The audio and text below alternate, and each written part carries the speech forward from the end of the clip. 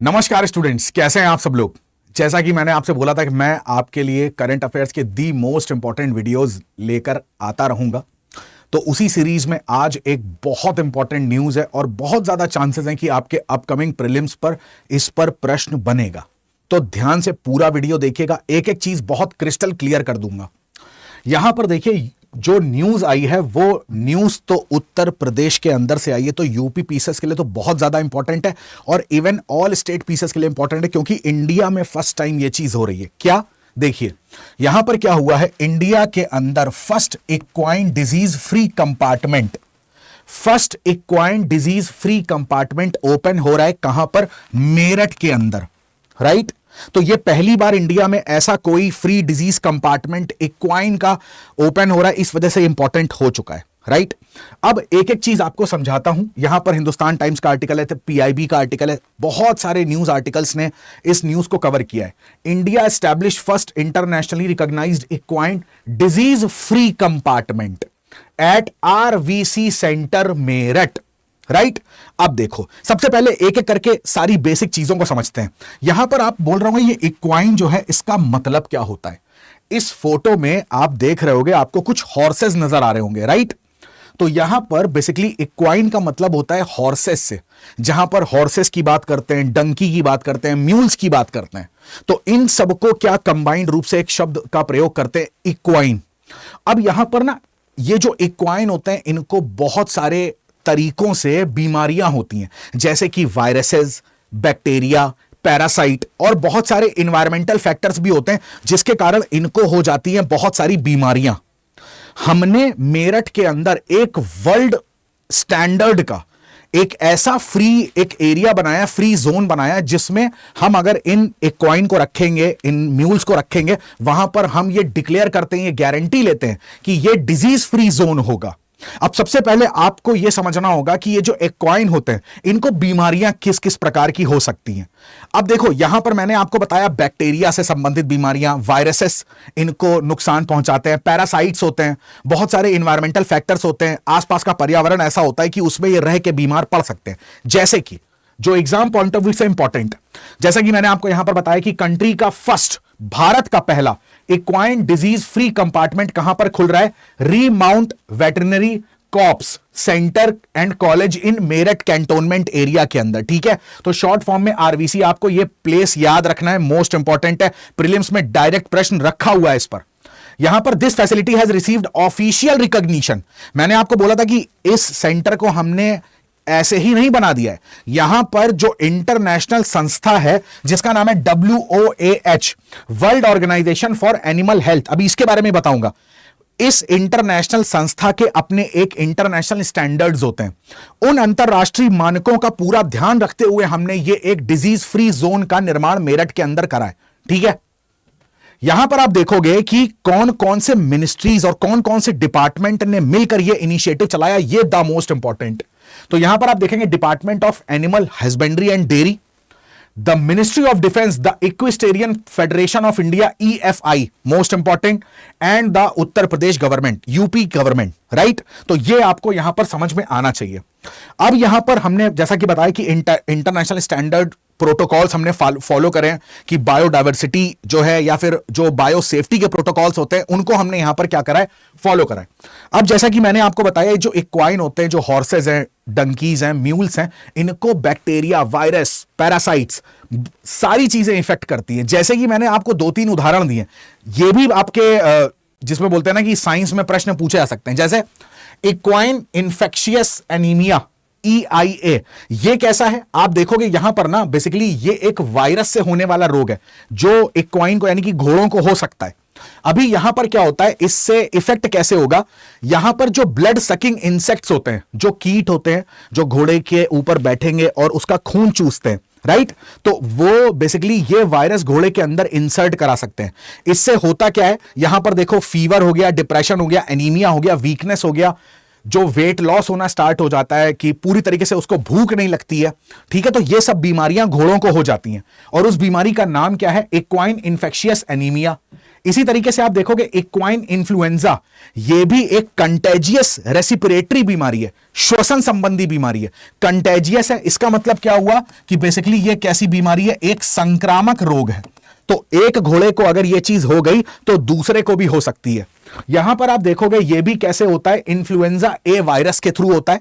अब क्या होता है कि यहां पर ये ड्रॉपलेट्स होते हैं, घोड़े के अंदर ये वायरस चला गया, अब वो कहीं पर खांसता है या छींकता है ना, तो इस तरीके से वाटर ड्रॉपलेट्स बाहर आते हैं और उनके संपर्क में यदि कोई दूसरा एक्वाइन आता है, ठीक है, तो उसके शरीर में भी यह वायरस प्रवेश कर जाएगा। तो काफी ज्यादा एक संक्रामक खतरनाक बीमारी है। इसमें भी आप देखोगे कि फीवर, लेथार्जिक, बहुत ज्यादा जिसको बोलते हैं कमजोर होना, जैसे आप इस फोटो में देख पा रहे होगे, तो बड़ा सुस्ती यहां पर आ जाती है, ठीक है, ईटिंग लेस हो जाती है और फीडिंग में इंटरेस्ट नहीं लेता है, वेट लॉस हो जाता है। तो अब सोचो कि यार अगर कोई भोजन नहीं कर रहा है, प्रॉपर तरीके से डाइट नहीं ले रहा है, तो अल्टीमेटली अगर इस पर ध्यान नहीं दिया गया तो डेथ भी कॉज करेगा। तो यहां पर आप देखोगे कफ हो जाता है, ठीक है, जिस तरीके से वाटरी नेसल डिस्चार्ज, तो नाक से इस तरीके से पानी आना, तो ये सब जो बीमारियां होती हैं किसके लक्षण होते हैं, इक्वाइन इन्फ्लुएंजा के, राइट। इसी तरीके से एक बीमारी होती है जिसका नाम है ग्लैंडर्स, शायद आपको नहीं दिख रहा होगा तो मैं यहां पर लिख देता हूं। यह बीमारी होती है ग्लैंडर्स, और ये थोड़ी सी और ज्यादा खतरनाक है बिकॉज इसका ना ह्यूमन में फैलने का डर होता है। तो अगर एक्वाइन में ग्लैंडर्स होता है, अब ये बीमारी किसके कारण से होती है, ये बीमारी होती है बैक्टीरिया के कारण। इस बैक्टीरिया का नाम याद रखिएगा, बुर्खोलिडेरिया मलई, बुर्खोलिडेरिया मलई, ठीक है, ये बैक्टीरिया है। इस कारण से घोड़ों के अंदर, एक्वाइन के अंदर क्या होता है, ग्लैंडर्स होते हैं। उनकी बॉडी में ना इस तरीके के आपको ना घाव देखने को मिल जाते हैं। अब ये जो घाव हैं, इससे इंफेक्शन होने का खतरा मनुष्यों को भी होता है। तो ये बैक्टीरिया की बीमारी, इसके पहले हम लोगों ने 2 वायरसेस से बीमारियां देखी थी। तो ऐसी ये जो बीमारियां हैं, बेसिकली ये हमारे जो घोड़े हैं ना, जो हमारा एक्वाइन है, डंकी है, म्यूल्स हैं, इनको ना हो, इसके लिए भारत ने यहां पर क्या किया, मेरठ के अंदर एक पूरा डिजीज फ्री कंपार्टमेंट बना दिया। इसका मतलब यह हुआ कि हमने इतने ज्यादा वहां पर बायोसेफ्टी के प्रोटोकॉल्स को इतनी स्ट्रिक्टली फॉलो करा है कि वहां पर यह बैक्टीरिया, ये वायरस, पैरासाइट्स कोई भी यहां पर घोड़ों को प्रभावित नहीं कर पाएंगे। अब देखो यहां पर क्या है, जैसे मैंने आपको बताया कंपार्टमेंटलाइजेशन, जो स्टैंडर्ड्स हमने यहां फॉलो करें, इंटरनेशनल स्टैंडर्ड्स को हमने यहां पर फॉलो करा है, राइट। तो यहां पर आप देखोगे 24/7 क्या करा जाएगा, सर्वेलेंस करा जाएगा। हर एक इक्वाइन की जो हेल्थ है उसको रियल टाइम पे मॉनिटर करा जाएगा कि भाई इसकी हेल्थ अभी कहीं से इसका टेम्परेचर क्या चल रहा है, कहीं इसके नाक से पानी वगैरह तो नहीं आ रहा, ये इसका बिहेवियर तो नहीं चेंज हो रहा, इसका जो लिथार्जिक बॉडी तो नहीं हो रही है, थकान तो नहीं हो रही है, प्रॉपर अपना ये खाना खा रहा है कि नहीं खा रहा है। तो 24/7 हम यहां पर क्या करेंगे, इस चीज का सर्वेलेंस करेंगे। स्टैंडर्ड ऑपरेटिंग प्रोसीजर्स फॉलो करा गया, जैसे पेस्ट कंट्रोल का, तो यहां पर कीटनाशक बाकायदा यहां पर छिड़काव होगा, उनका हाइजीन का, साफ सफाई का, वेस्ट डिस्पोजल का, कहीं पे कोई कूड़ा कचरा ये सब तो नहीं पड़ा हुआ है, कोई अशुद्धि तो वहां पर नहीं है, इन सब चीजों का ध्यान रखा जाएगा। इनेबल्स इंडियन हॉर्सेस, अब ये हम तुम करके करना क्या चाहते हो भाई, तुमने ये कर लिया तो इससे तुम क्या साबित करना चाहते हो। पहली चीज, यहां पर इंडिया की इंटरनेशनल लेवल पर क्या इमेज बनेगी कि हम लोग अपनी बायोसेफ्टी को लेके, बायोडायवर्सिटी को लेके कितना जागरूक है ना। हमें एक्वाइन की पॉपुलेशन के लेके कि कोई इस तरीके की डिजीज इसमें ना फैले, क्योंकि इसमें फैली तो इनको तो नुकसान पहुंचेगा ही, अल्टीमेटली ह्यूमंस को भी नुकसान पहुंचेगा। तो इंडिया इसके लिए बहुत ज्यादा अवेयर है, इंडिया इसके लिए बहुत ज्यादा आगे आने की कोशिश कर रहा है, राइट। तो हमारी इमेज अच्छी जाती है, प्लस यहां पर जो हमारे भारतीय घोड़े हैं और जो घोड़सवार होते हैं वो पार्टिसिपेट कर सकते हैं ग्लोबल इवेंट्स में। तो कहीं पर भी कोई इवेंट हो रहा है, कोई रेस वगैरह हो रही, कुछ भी एक्वाइन से रिलेटेड इवेंट है, तो वहां पर इंडियन हॉर्सेस जा सकते हैं। अभी क्या होगा कि हम लेके जाएंगे तो वहां पर बहुत सारे चेकअप्स होते हैं, है ना, बहुत सारी चीजें चेक करी जाती है, कहीं इसके अंदर कोई डिजीज तो नहीं है, तो इंटरनेशनली कहीं जाके दूसरे घोड़ों पे स्प्रेड हो जाए। और बाकायदा इसका रेसिप्रोकल भी समझो कि कोई विदेशी घोड़ा अगर भारत भी आता है तो हमें यह भी डर नहीं होगा कि वो भारत आया और उसको यहां पर आके कोई रोग लग गया, राइट।